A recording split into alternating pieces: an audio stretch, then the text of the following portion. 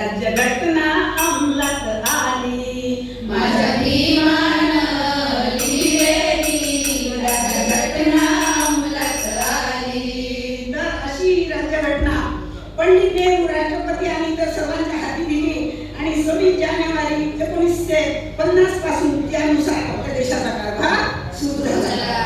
घटना समितीत तर एकाहून एक ज्ञानी पुरुष होते, परंतु माझ्या बाबासाहेबांसारखा फक्त एकच बुद्धी चातुर्याने त्यांनी ही राज्यघटना लिहिली.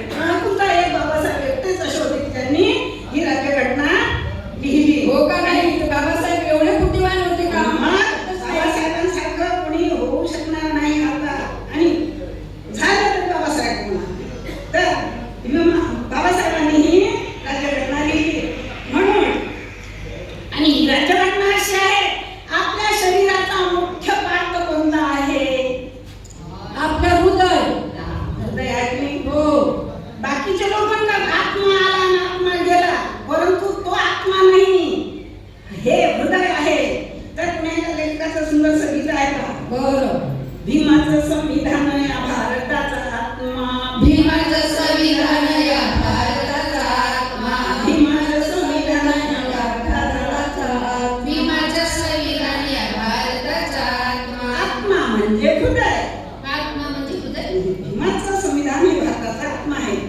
जमलं ना कुणाला असा केला हो करिश्मा, भीमाना जमला कुणाला असा केला हो करिश्मा, केला हो करिश्मा.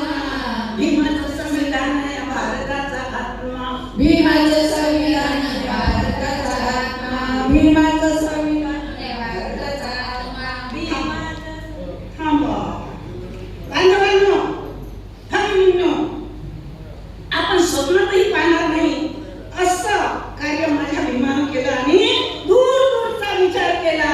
अरे बापरे, एवढ्या दूरचा? म्हणजे अकोला ते बुलढाणा काय की बाई?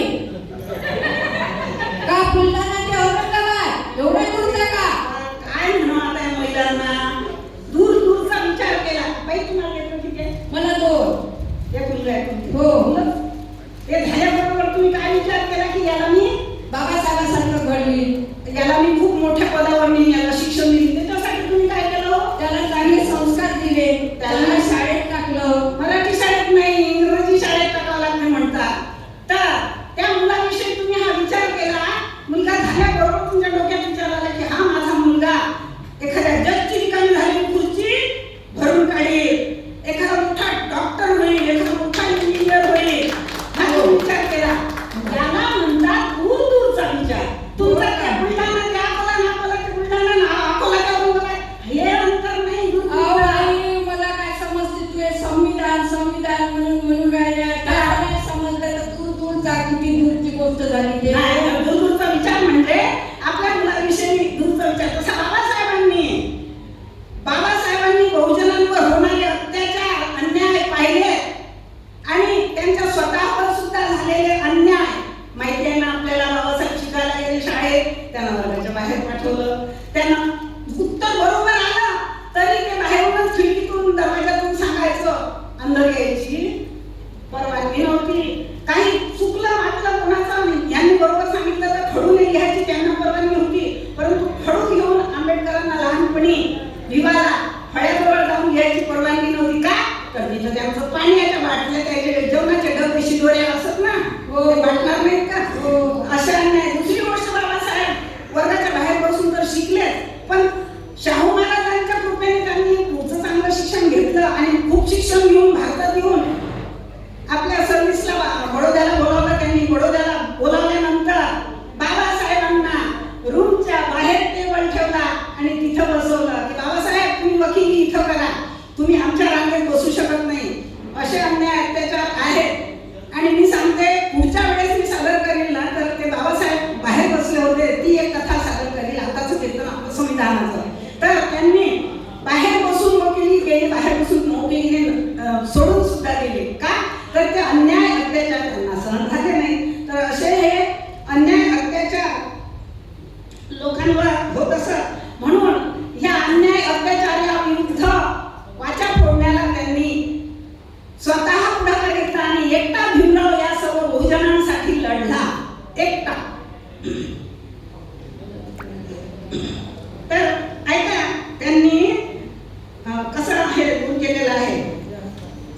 झालेले अन्याय त्यांनी सहन करून शिक्षण घेतलं. जाती पाती अस्पृश्यता टाकली सारी मिटवून. जाती पाती अस्पृश्यता टाकली सारी मिटवून. जाती पाती अस्पृश्यता टाकली सारी मिटवून. हक्क अधिकार आहे समान दिले भीमाने पटवून. हक्क अधिकार आहे समान दिले भीमाने पटवून. संपत्तीत साऱ्या वारसदार. संपत्तीत साऱ्या वारसदार. महिलांना दिले हो सारे अधिकार. महिलांना दिले हो सारे अधिकार. संपत्तीत साऱ्या वारसदार. संपत्तीत साऱ्या वारसदार. महिलांना दिले हो सारे अधिकार. महिलांना दिले हो सारे अधिकार. मनुवादी संस्कृतीचा केला त्याने खात्मा. मनुवादी संस्कृतीचा केला त्याने खात्मा. केला त्याने खात्मा. भीमाचं संविधान या भारताचा आत्मा. भीमाचं संविधान भारताचा आत्मा. भीमाचं संविधान या भारताचा आत्मा. कीर्तनाला चला बाई. कीर्तनाला चला. कीर्तनाला चला बाई. कीर्तनाला चला. समजून घेऊया घटनेला. समजून घेऊया राजघटनेला. देशाच्या संविधानाला. देशाच्या संविधानाला. कीर्तनाला चला हो सारे. कीर्तनाला चला. कीर्तनाला चला हो सारे. कीर्तनाला चला. कीर्तनाला चला हो सारे. कीर्तनाला चला. अरे घटनेच्या शिल्पकारा. घटनेचा शिल्पकार. घटनेच्या शिल्पकारा तुला मानाचा मुजरा. घटनेच्या शिल्पकारा तुला मानाचा मुजरा. घटनेच्या शिल्पकारा तुला मानाचा मुजरा. जय जयकार करा भीमाचा. जय जयकार करा. जय जयकार करा भीमाचा. डॉक्टर बाबासाहेब आंबेडकर की. जयकार करा भीमाचा. जय जयकार करा. बघा त्या काळात काय परिस्थिती होती आपली. आपल्या पिढ्यापुढे होती. त्या तोंडाला मडकन कमरेला झाडू. होतं तोंडाला मडकन कमरेला झाडू. तोंडात आलेली थुंकी कुठे बाहेर फेकू नये आपण. पाणी पिलं तर पाणी गुटली बाहेर फेकू नये कारण त्याची जमीन पाडणार आहे. असं होतं का आधी बाई? असं मग होतं. पाठीला झाडू कशासाठी तर आपण चालल्यानंतर आपले पावलं उमटतील. ते पावलं उमटले नाही पाहिजे. ते पावलं त्यांनी ओलांडले नाही पाहिजे. मी ही घटना पाहिलेली आहे. माझ्यावर घडलेली आहे. तर ते पाऊल मोडायसाठी झाडू असायचा की ते झाडल्या जायचं मग आपण. आणि होतं तोंडाला मडकन कमरेला झाडू. होतं तोंडाला मडकन कमरेला झाडू. आणि सावली बी आपली देत नव्हते पडू. सावली बी आपली देत नव्हते पडू. पण बदलून टाकला सारा मनुवाद्यांचा हा सिनेमा. मनुवाद्यांचा सिनेमा बदलून टाकला. मनुवाद्यांचा हा सिनेमाच सारा. बदलून टाकला मनुवाद्यांचा सिनेमाच सारा. म्हण. जय जयकार करा भीमाचा. जय जयकार करा. जय जयकार करा भीमाचा. जय जयकार करा. थांबा. बाबासाहेबांनी काय केलं. दुर्बल कोणी राहू नये सबळ शून्य व्हावे. सगळेच कोणी राहू नये. सगळेच शून्य व्हावे. दुर्बल कोणी राहू नये सबळ शून्य व्हावे. दुर्बल कोणी राहू नये. सर्व शून्य व्हावे. संघटित व्हा संघर्ष करा एकजुटीने राहावे. संघर्ष करा. संघर्ष करा. एकजुटीने राहावे.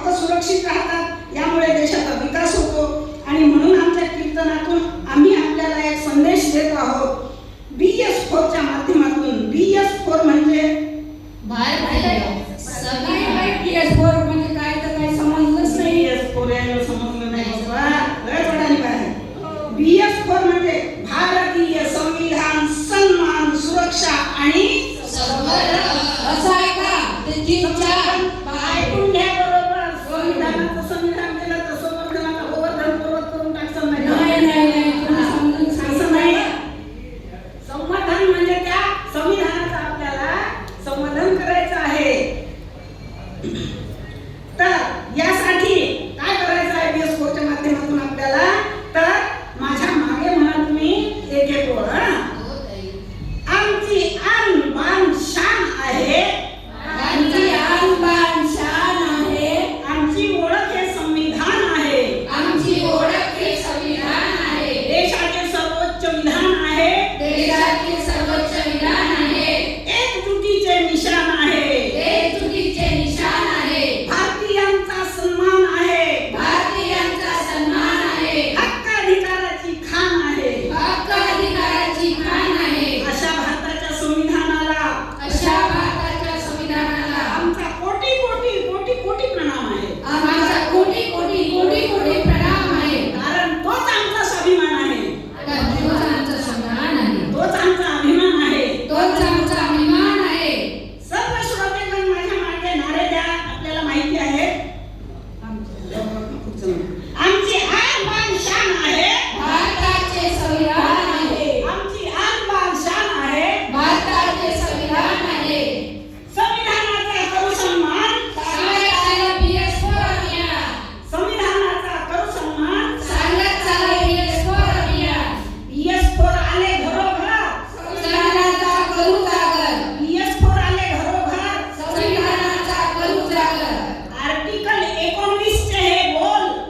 भाषणाचा अधिकार बोल. आर्टिकल 19 चे हे बोल. भाषणाचा अधिकार बोल. आर्टिकल 21 ची शक्ती अपार. शिक्षण घेण्याचा सर्वांना अधिकार.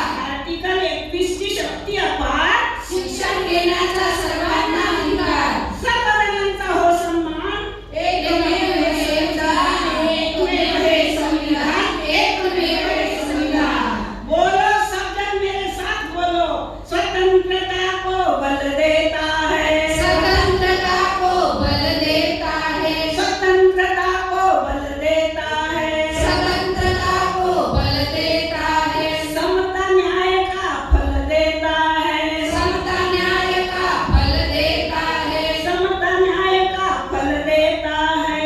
समता न्याय का फल देता है. जिसकी बदौलत भारत देश को मिला यहाँ सम्मान है. जिसकी बदौलत भारत देश को मिला यहाँ सम्मान है. भारत का संविधान है. भारत का संविधान है. भारत का संविधान है. भारत का संविधान है. जय भीम, जय भीम, जय भारत, जय संविधान, जय संविधान, जय संविधान. अकोला टीमच्या या कडकत्या फडकत्या कीर्तनाला सगळ्यांनी आपण क्लॅप करूया.